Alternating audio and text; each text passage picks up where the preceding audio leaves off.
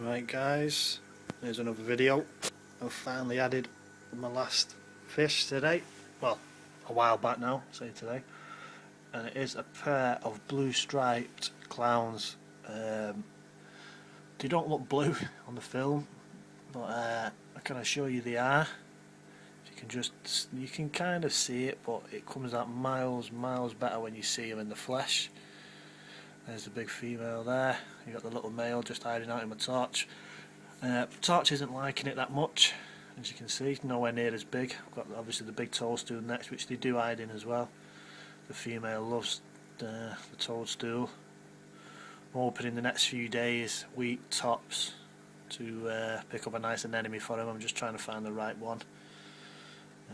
Not sure which one to get. Upped feeding quite a bit since I've got these fish. Feed really whenever I remember to feed them. So I feed them as many times as I can in a day, and I must admit the tank is looking a lot better. As you can see the sand now. If you see my other videos, I had, you know, a little bit of diatoms or cyano, whichever you want to call it, on my sand.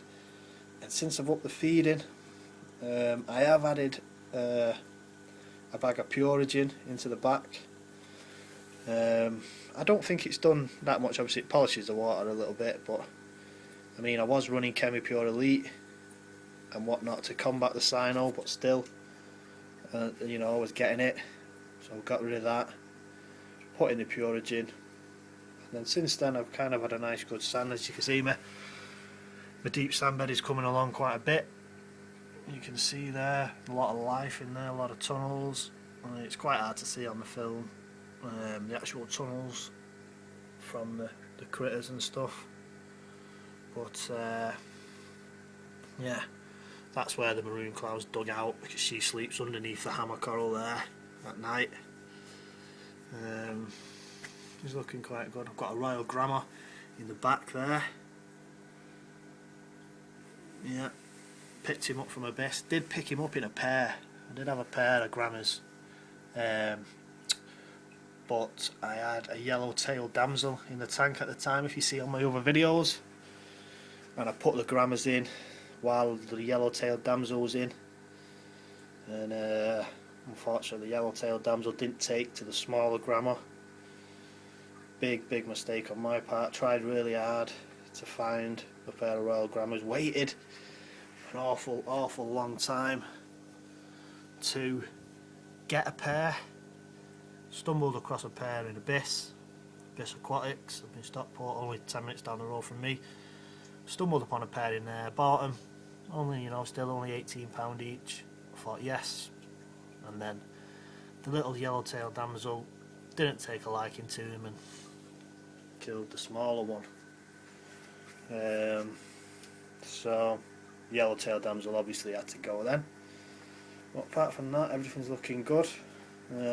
Apart from the green star polyps down here, did have a lot of them, but Coral Beauty has decided he likes them.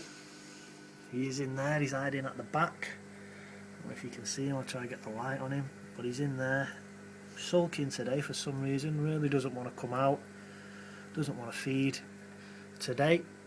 My Duncan corals at the top are growing back. After Queen Angel ate him. Queen Angel's obviously moved on now. You know, everything's looking really good. My jasmines, I mean, it's looking really good. Well, that was just to show them. Hopefully, I'm hoping they'll breed, but that's my last fish I will be adding. Now it'll just be corals. I want to add some new sand. I want to get the sand nice and deep across the whole of the tank. But and there you go, you can see her sat in it, loves it. She'll lie there all day like that. So what a nice anemone for him. All the fish, you know, are looking miles better from the, you know, the more feeding. I don't believe in getting fish and then starving them to make my system right. I mean, I've upgraded, you know, the skimmer. I've got the M600 on the back. It's only a 200 litre tank, so proper over skimming it. Citron Gold be sticking his head out. So yeah, really the extra filtration that I got for these two, so I could feed them all day, and they'll literally eat anything. Yellow Tang's looking miles better since I've upped the feeding. He's got a lot fatter. He was really skinny and I was struggling to get him, pile the weight on him really and make him look healthy, but looks super bright, super colourful now, and everything's looking good. It's just obviously my torch, he's suffering because the little guy there just doesn't leave the torch alone.